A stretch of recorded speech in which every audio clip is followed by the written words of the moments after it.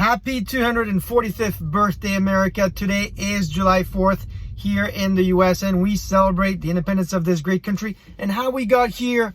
Don't forget the immigrants, because we get the job done. Now, not everyone is celebrating this holiday, and that's why I'm here talking to you to honor the global community. In fact, speaking of global community, I want to start by recognizing Jean Joseph, who's a data engineer at Allied World, who this week became my 28,000th follower.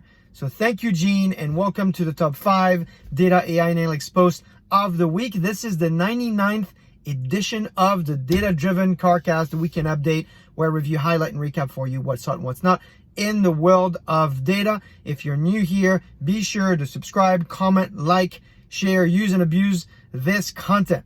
This week, we start with a great piece on data lake. This is a concept that Neil Radin calls the informed data lake. Now, if you don't know Neil, he's a veteran in the world of data.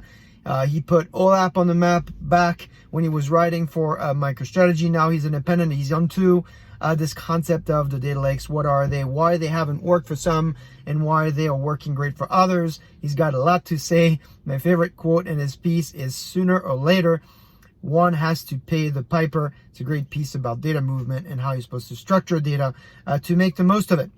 Now, if you're looking to form an opinion on data lake and understand what's wrong and how to take advantage of them, this is the piece you're going to want to read this week. Link is in my blog. Another great resource for you this week is from Bill Schmartz. Now, if you don't know Bill, well, I don't know what to say, because he was the Chief Innovation Officer at Hitachi.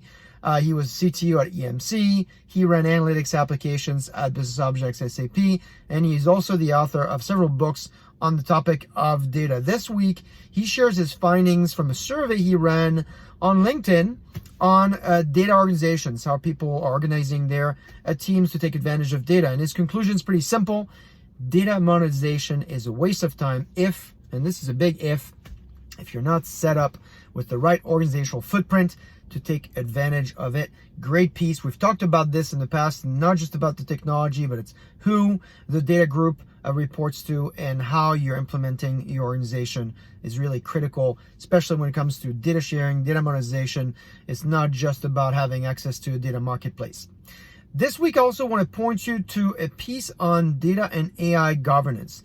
The 6 most cited reasons for not tackling AI governance include things like: we don't have to, it's too soon, no one else is doing it, it's someone else's job, we can't afford it, and we don't know how.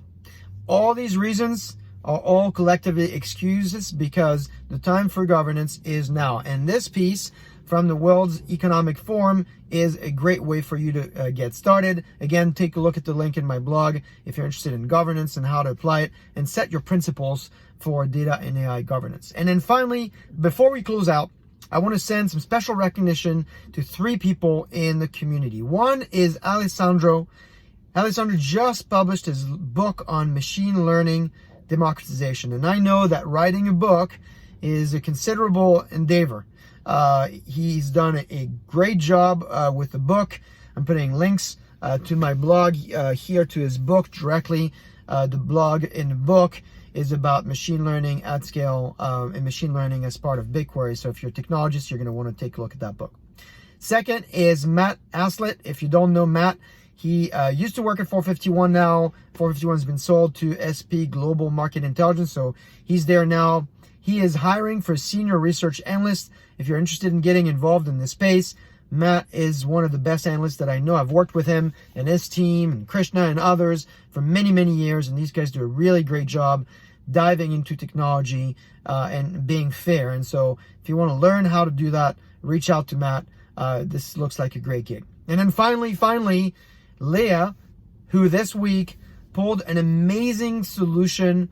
If you're trying to enable an end-to-end analytics solution, if you have data from CRM, Zendesk, and Jira, and you want Firebase for application data, and you want to put all that inside BigQuery and Looker, Leah and the team have put out for you a blog, a video, reference architecture, sample code, so you can help yourself to all of that for free and get started. Again, huge benefit to the community. I want to thank Leah for leading us through that. And then, as I said in the opening, this update is the 99th update. That means that next week is the 100th data-driven update. So if you've lasted this long, both in this video today and the 100 recordings that I've done back to back, I don't think I've taken a single break, so it's 100 weeks back to back. Let me know what you want me to talk about, and it's simple to do that. Put a comment down here or simply DM me directly via LinkedIn.